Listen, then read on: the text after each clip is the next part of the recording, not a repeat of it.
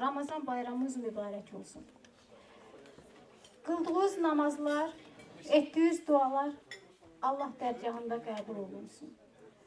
Bugün çox gözəl gündür və bugün doğrudan da əlamətlər ki, bugün Azərbaycanlılar bir yerə yığışıbdır və bu bayramı qeyd edirlər. Bayaq Hacı bir hədis danışdı. Mən də ona əlavə olaraq üzr istəyirəm Hacı. Bir hədis də mən demək istəyərdim. Həzrəti Məhəmməd Peyğəmbərə bir bəndə gəlir, pul verir. Deyir ki, ya Peyğəmbər, özünə bir köynək al. Peyğəmbər imtina edir, amma bəndə əl çəkmir. Deyir, mən bunu başqa mənada vermirəm, sizi istəyib deyirəm. Yəni ürəyim yanır, nəsə eləmək istəyirəm. Peyğəmbər pulu götürür, çağırır Həzrət Əlini.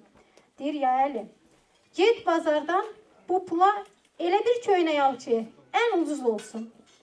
Peyğəmbərin verdiyi pulu Həzrət Əli götürüb bazara gedir.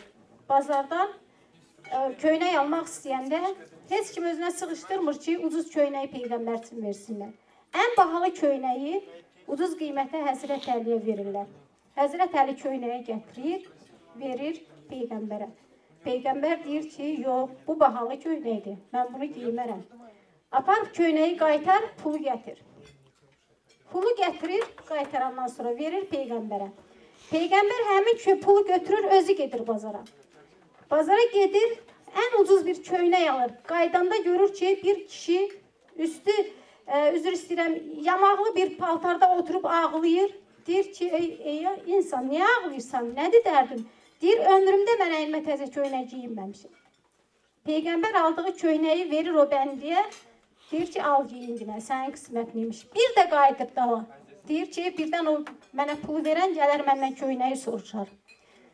Qayıdıb dala, təzədən gedəndə görür, körpü üstündə bir qadın oturub ağlayır. Deyir, niyə ağlayırsan ay bacı? Deyir ki, bəs mən pul mənə veriblər, mən nökərəm. Mən o pulu itirmişəm. İtirdiyim pulu indi mən bazarlıq eləməliyəm, bilmirəm neyiniyim. Deyir, nə qədər məbləğin, deyir, Peyğəmbər həmin puldan həmin o nökərə verir. Qayıdır, gedir bazara, bazardan bir köynək alıb, qaydında görür qadın yenə də oturub orada ağlayır. Deyir, ay bacım, indi niyə ağlayırsan? Deyir, axı, o mənə inanmayacaq ağam.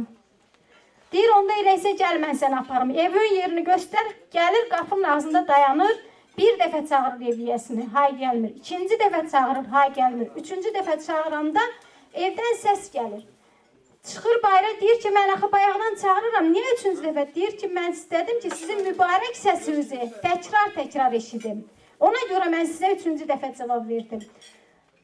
Həmin günü, deməli, həmin Peyğəmbərin gedişinə, həmin o nökəri ağa azad eləyir və ona mülkündən də xeyli hissəsini verir. Deyir ki, həmin bu nökər artıq azaddır. Mən nə demək istəyirəm? Bunu elə belə demirəm. Mən onu demək istəyirəm ki, bu günləri biz elə bir ocağa yığışmışıq ki, yəni Hacı Seyran istəsə gündə bir ayaqqabı geyinər, gündə bir kostyum geyinər, onu eləmir. Ona buna əl tutur, ona Allah qatında özünə xeyirxah bir əməl yox, Allah xatirinə deyir elədim. Hələ bu günə qədər eşitməmişik ki, nədənsə gileylənsin, desin ki, o yoxdur, bu yoxdur. Bugün böyük bir xoşbəxtlik idi ki, bax bu ocaqda yığışmışıq.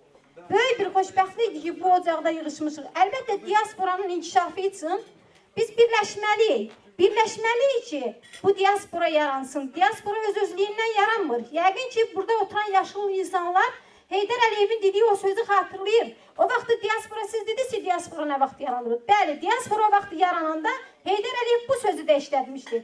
Demişdi ki, Azərbaycan ziyalısı dünyanın hər yerinə səpələnməlidir. Səpələnməlidir ki, orada güclü Azərbaycan diasporası yaransın. Bəli, o güclü Azərbaycan diasporasının yaranması üçün Azərbaycanlıların birləşməsi vacibdir. Ona görə də bizim əgər nə sözümüz, nə problemimiz varsa, onu bayırda, çöldə, orada, burada kimlərlə, uşaqlarla deyil, gəlib burada Hacı Seyranla məsləhətləşmək lazımdır.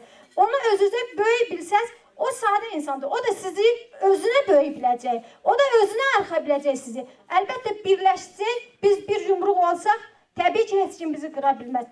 Keçən günü 26-sında, bax bugün Əli Əsalı qardaşımızı, yenə də mən oğlumuzu görürəm.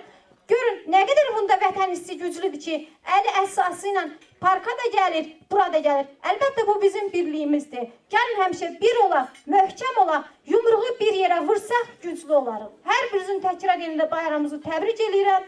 Xoş gəlmişsiniz, gələn ayaqlarınız var olsun. Çox sağ olasınız.